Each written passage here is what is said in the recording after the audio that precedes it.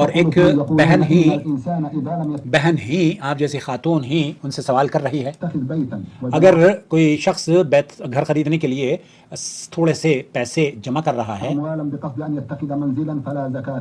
بہت سارے لوگوں کا کہنا یہ ہے کہ اس پر زکوٰۃ نہیں ہے، اس کی کیا حیثیت ہے؟ میں یہ جاننا چاہتی ہوں، کیا صحیح بات ہے یہ کہ گھر خریدنے کے لیے؟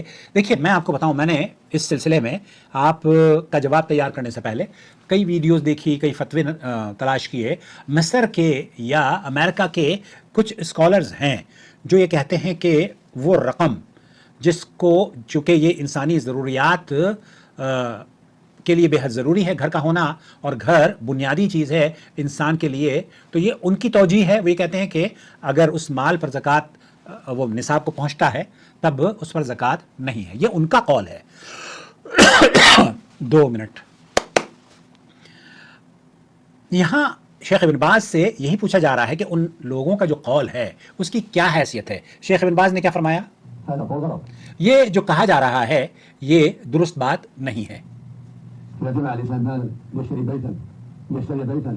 اگر کسی انسان نے پیسے جمع کیے ہیں تاکہ وہ اپنے لیے زمین خریدے، اس پر گھر بنائے، یا گھر بنا خریدے، اور یا کوئی دکان خریدے، یا کوئی کاروبار کرنا چاہے، یا کوئی فیکٹری لگانا چاہے، یا کوئی گاڑی خریدنا چاہے، تو ایسی صورت میں، یا کوئی باغ خریدے، پیڑ خریدے، کھجور کے یا آم کے باغ خریدے، تو کیا ایسی صورت میں اس کے پاس جب پورا سال اس کے مال پر گزر جائے گا تو اس کو زکوٰۃ دینی ہوگی؟ تو شیخ ابن باز یہ کہہ رہے ہیں کہ یزکی اذا حال علیہ الحول، جب اس مال پر وہ مبلغ پورے 1 سال اس پر گزر جائے تو ایسی صورت میں آپ کو اس کی زکوٰۃ ادا کرنی چاہیے۔ صحیح بات یہی ہے، 2.5%۔ اور اس کی جو مقدار ہے، میں بھی دیکھ رہا تھا اور میں نے پہلے بھی اس ٹاپک پر ویڈیو بنائی ہے۔ کچھ لوگوں کا کہنا یہ ہے کہ چاندی نصاب کے مقدار کے لیے اس کا تعین چاندی سے کیا جائے گا۔ البتہ جو اہل علم کا صحیح موقف مجھے لگتا ہے وہ یہ کہ جب